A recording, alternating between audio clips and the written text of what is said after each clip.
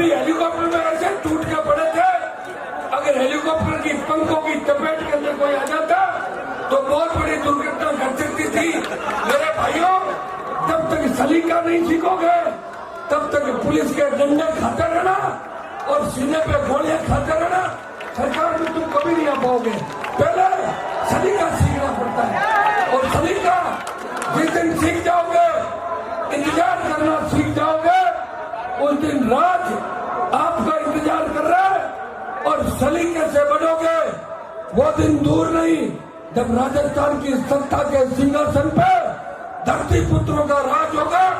आप हिम्मत और हौसला के साथ आगे बढ़िए। मैंने बहुत जगह देखा, मुझे लग रहा है जोधपुर ग्रामीण की पुलिस, जोधपुर की ग्रामीण की पुलिस उस वैश्य की तरह जो रोज अपने नए ग्राहक ढूंढती है, यहाँ की पुलिस ने पहले तो शामराव के अंदर हमारे छोटे भाइयों को बंद किया था। मैं उनको याद दिला दूं कि मैं सत्ता के नजदीक आ गया तो तुम्हारी वर्दियां उतरा के और तुम्हें वापस घर भेज दूंगा। हेलीकॉप्टर के पास पुलिस का एक भी जवान खड़ा नहीं था। यहाँ के एसएचओ की ड्यूटी बढ़ती है, यहाँ के डीवाईएसपी की ड्यूटी बढ़ती है। जब कांग्रेस बीजेपी के नेता आते हैं वो तुम्हारे बाप लगते हैं क्या? और जब किसान का बेटा हेलीकॉप्टर लेके आया, अगर यहाँ कोई दुर्घटना घट जाती तो उसके लिए जिम्मेदार कौन था? अब भी पुलिस वालों, जोधपुर की ग्रामीण पुलिस वालों, सामंती ताकतों की जो तुम टुकड़े चाटते हो वो बंद कर दो, नहीं तो बाद में बहुत बड़ी तकलीफ में पड़ जाओगे। मेरे यहाँ पे माफीनामा नहीं है, या तो सजा मिलती है और सजा मिलेगी तुम्हारे ऊपर। या तो मेरे ऊपर वीर तेजाजी की कृपा है, भगवान की कृपा है कि हनुमान बेनीवाल के हेलीकॉप्टर पे कभी कोई दुर्घटना नहीं घटी। जोधपुर गोपालगढ़ की पुलिस के भरोसे तो आज हेलीकॉप्टर की चपेट के अंदर यहाँ के जवान आ जाते और यहाँ का सीआई दांत निकाल रहा था, उसे शर्म नहीं आती कि हनुमान बेनीवाल हेलीकॉप्टर की सिक्योरिटी और सभा की सिक्योरिटी कौन करेगा? लेकिन भाइयों, चिंता मत करो, इन सब लोगों को ठीक करने के लिए व्यवस्था परिवर्तन की हुंकार इस वीर तेजाजी के भक्त में भरी है। जब तक राजस्थान के अंदर धरती पुत्रों का राज नहीं आएगा तब तक मैं लड़ाई लड़ता रहूंगा। मैं सत्ता प्राप्ति का भूखा नहीं हूँ। अगर मुझे सत्ता प्राप्त करनी होती तो गहलोत और वसुंधरा की सैंडल उठा के, जिस तरह यहाँ के किसानों के बेटे कैबिनेट के मंत्री बनते सैंडल चप्पल उठा के, हनुमान बेनीवाल भी बन जाता। मैंने कहा मैं संतरी बन के जब तक सेवा करूंगा जब तक किसान का बेटा प्रदेश के अंदर मुख्यमंत्री नहीं बन जाता। मैंने हुंकार भरी, मैंने व्यवस्था परिवर्तन की हुंकार भरी। मैं चाहता था गोपालगढ़ के थाने के अंदर जिस तरह एक किसान के बेटे की पिटाई करके निर्मम हत्या कर दी थी और पुलिस वाले आईजीएसपी उस दिन तो मेरे पैर पकड़ रहे थे बंद कमरे के अंदर। यहाँ के एसपी और आईजी ने मेरे पैरों के हाथ लगाया था और कहा था हमारी बात सुन दो। और भाइयों, मैं भी चाहता था यह बड़ा झगड़ा नहीं हो, सरकार अपनी बात से मुकर गई। चिंता मत करो, हनुमान बेनीवाल 44 साल का हुआ है, कभी न कभी तो सरकार के अंदर आएगा।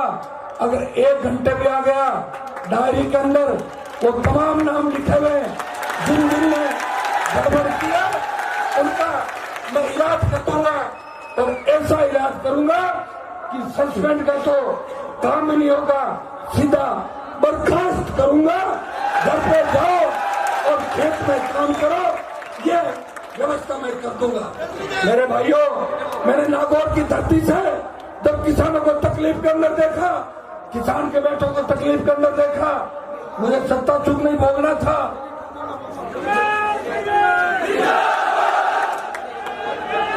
मैंने नागौर की धरती मंत्री साहब ओंकार भरी मैं धन्यवाद दूंगा भोपालगढ़ पिलाना जोधपुर बाड़मेर के किसान के बेटों का कि नई ऊर्जा और नया जोश मुझे हमेशा देते रहे, नारा लगाते रहे कि हनुमान जी संघर्ष करो, हम आपके साथ हैं, वीर तेजा जी के जयकारे लगाते रहे।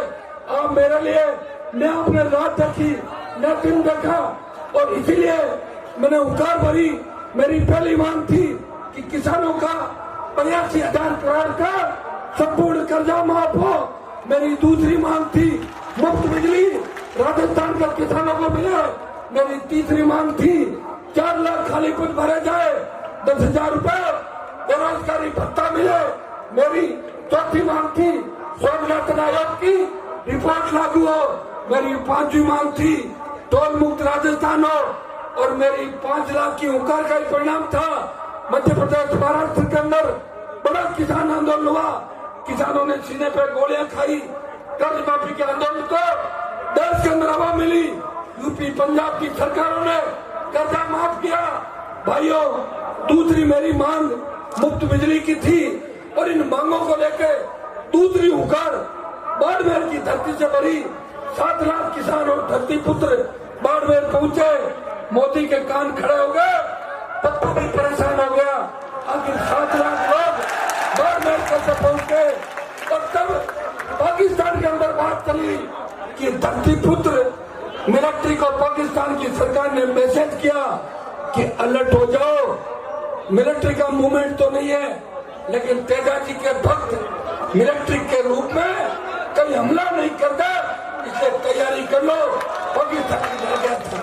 तीसरी ओंकार बीकानेर की धरती पे भरी और जब विधानसभा का बजट सत्र था तो वसुंधरा बजट पढ़ रही थी और मेरे सामने देख के कह रही थी कि हमारी सरकार 50,000 का कर्जा माफ करने की घोषणा करती है। तो मैंने कहा ये तो मेरी मांग नहीं थी, ये तो कॉमरेड मांग कर रहे थे 50,000 की, मैं तो 82,000 करोड़ के कर्जे की मांग कर रहा था। फिर थोड़ी देर बाद पानी पी के बोली स्टेट हाईवे को टोल मुक्त किया जाता है। मैंने कहा ये भी आधी मांग है, हम तो पूरे टोल मुक्त की बात कर रहे थे।